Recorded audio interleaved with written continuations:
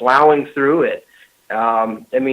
Thankfully I do have, a lot of, I do have extra help. I have some guiding forces, put it that way, some people that are helping to supervise, some of the work I'm doing and stuff, because it's a huge learning process. It's a huge learning curve. And it's one that, I as an artist, I absolutely love creating a world, or, just being able to tell your own story in such a degree where you can use expansive CGI visual effects, from digital makeup to putting a monster in your film. It's completely astounding. Well, look at those movies that were made in the 40s, 50s, and 60s and 70s. Those creatures, you could almost see the zipper on the back of their outfit. The funky eyes, the rubber costumes. And now, digitally, you can bring in some of the scariest looking creatures, and it's just, like I said, it's only getting better, and it's so realistic, like Jessica Park and all that stuff, where they can take all those, animals and dinosaurs and all that stuff and make it look like they're really there. Oh, that's true, and I've been watching a lot of older films, because one of the things with a lot of newer CGI is it's the lighting actually that is becoming the biggest issue. It's how light reacts to, the materials you have. It's sort of, that is what can trick your brain into believing that creature, that effect is real.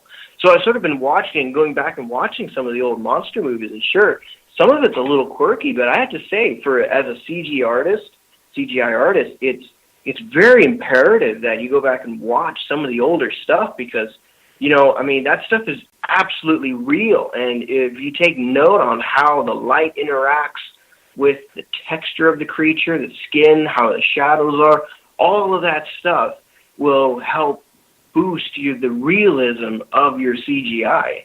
Oh, yeah. Not just that. Even if you look at the lighting with the actors and all that stuff, it just makes them stand out, and also can make them even look really eerie and all that stuff.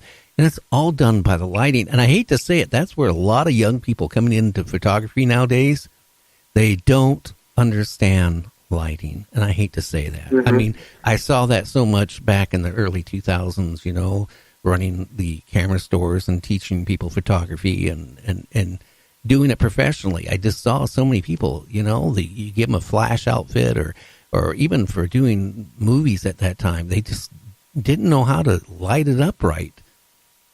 Oh, everybody's, they're always concerned with framing the shot, or, figuring out that stuff, but then they completely skip the lighting. Or like in film, it tends to be, I think, for independent filmmakers, it's the sound quality.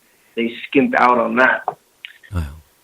To me, yeah. I hate to say it, I really still like black and white, not just because I'm colorblind, but I think a lot of stuff, if you got a scene where you got a creature or whatever, a Bigfoot, somehow, being in black and white with a lot of contrast and the lighting, I think it'd be so eerie and more scary and more, to the point.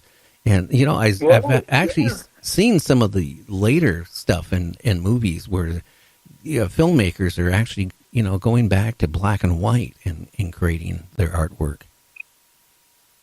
Yeah. Well, the film noir is definitely a good way to go. It's very artistic, venture.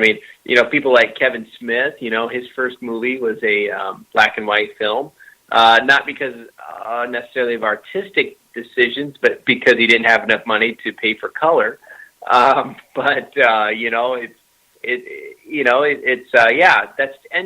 one of the cool things about shooting a lot of nighttime scenes, is that you kind of get that film noir look when you're filming at night, which our movie definitely has that. I would be really interested to hear your thoughts on the trailer. So I don't know if you've seen the trailer yet for Mount Adams, the drama, but I'd be interested to hear your thoughts on that. I trained on my lighting techniques. I trained with a guy named Rick Lord, who he worked in film most of his career, And so the techniques that he taught me were from film.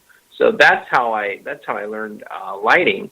And so I worked with HMIs, Arri, Fresnels, 1K, 650s, all that kind of stuff. So that's a lot of tungsten was my side of things, and so I was able to use that when I moved to some LEDs, which is what I used in Mount Adams. But I really mixed the two. And one of the things that I probably the best thing that I've learned from all the cinematography training that I've had is the simple thing that more is less, and practical lighting beats out artificial lighting any day of the week, and twice on Sunday. Oh, yeah. And the reason for that is because, you know what, if you need a light source, showing people the light source in your movie, it's really the way to go. Because that's where movies are going. Back in the 80s, 90s, everything was heavily lit. But look at films today, we're pulling back away from that because the viewers don't want artificial, they want real. So, for example, replacing a bulb in the lamp in the corner of the room, maybe putting a brighter one in, maybe a 150 watt bulb, so that way you get better light value. Throw that in there. And, instead of putting a big, 650 or an Arri, Fresnel on the side and creating a big shadow on everybody. Well, but that's what I used to like in those old movies in the 50s and 60s. You're walking through a cave, right? And you're looking for how to get out of that cave, and all these, monsters are chasing after you, right? But then you see the light following them, and the shadows, and it is so overly lit, and everybody notices that. But, I guess that's expected in those movies because they didn't have the technology. Plus, they probably didn't even have the budget, let's face it. I mean, to produce a movie, You get points for being creative. It's tough when you're trying to light in a situation where there is no light. Like if you're in a cave, you know what I mean? So in situations like that, you try to say, okay, well, do we have headlamps? Do we have, what do we have, like flashlights and stuff that we can use to light the scene? Probably one of the toughest things to light is when you have characters outside in like a forest where there are no lights and they don't have flashlights. Like that is very difficult because now you have to sort of mimic the moon in those situations. Yeah, so you don't want all those shadows either.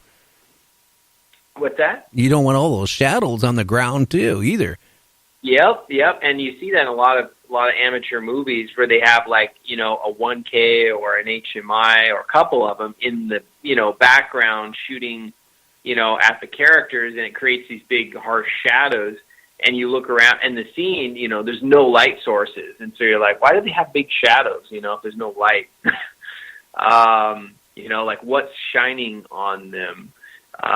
Which, it's the easiest way to get around that actually is just to get a, I believe it's, I'm sorry, it's a little late here, so I don't know if I have the right name, but it's like an air star. So it's sort of like those, what are they called?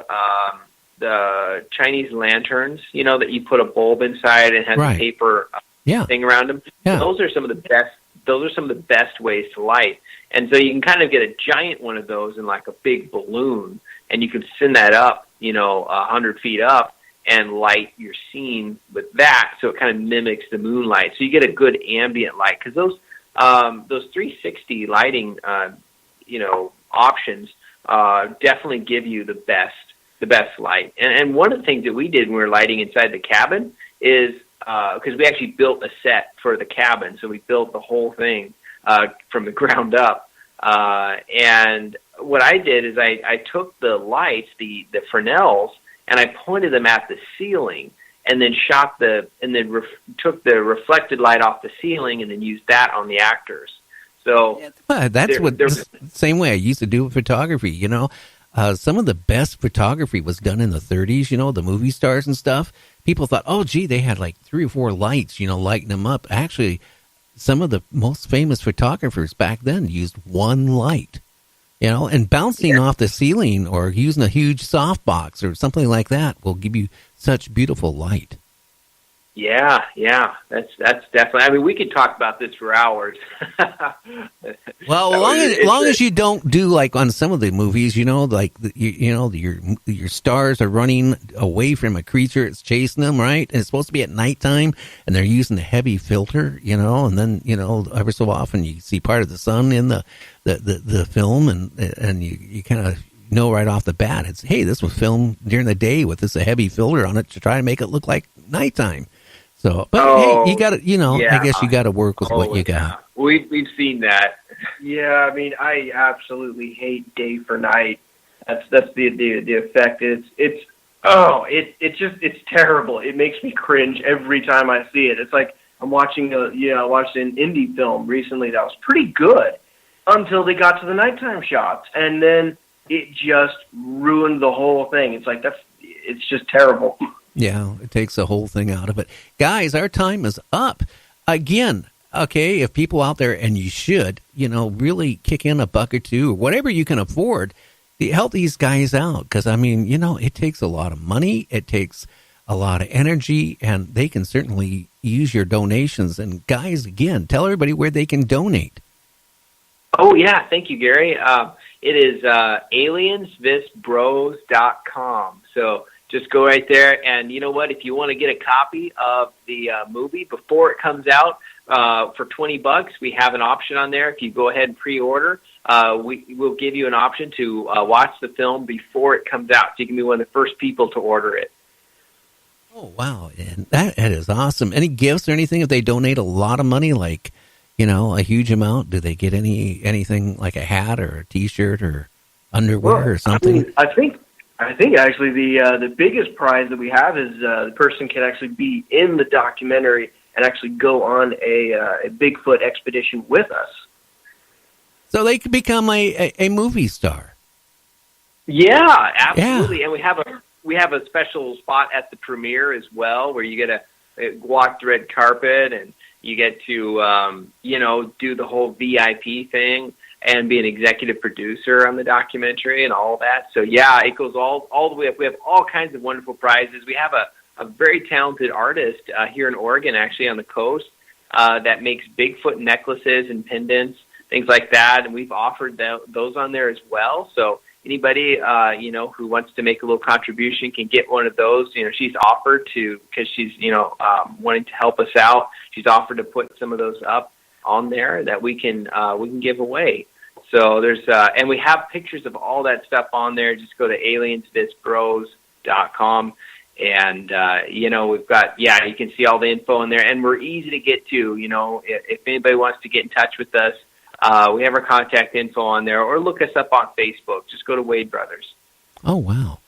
Okay, guys. Hey, I hope everything works out for you. I hope you get some great footage. I actually hope you run into a Bigfoot. And again, if you have somebody you really don't like, put a T-bone steak or something in their backpack and just use them as some bait, and then have somebody behind them with a camera in case they get grabbed off the trail and swung out in the bushes or something. I think it would make for great entertainment. Yeah, well, it would. It would make the show totally freakum awesome. Now, hey, before we get out of here, Art Bell, years ago had a guy on. I don't know if you ever listened to Art Bell, but he was a friend of mine. But one night he had a guest call up. Basically, him and his buddies, Vietnam buddies, all marksmen, all that, were out, looking for stuff to shoot to sell, basically, the hides. And his story was that they ran across a male and female Bigfoot, and the male was aggressive. So they shot it, and then they shot it, and then they shot it, and then they shot it numerous times. And I guess the creature kind of, each time it got shot, kind of got shoved back, from the impact. But it took numerous shots to kill it. And then they also killed the female it was with them because it showed aggression. But they supposedly buried the corpses out there, because they were kind of worried that because they kind of look like humans in a way, that they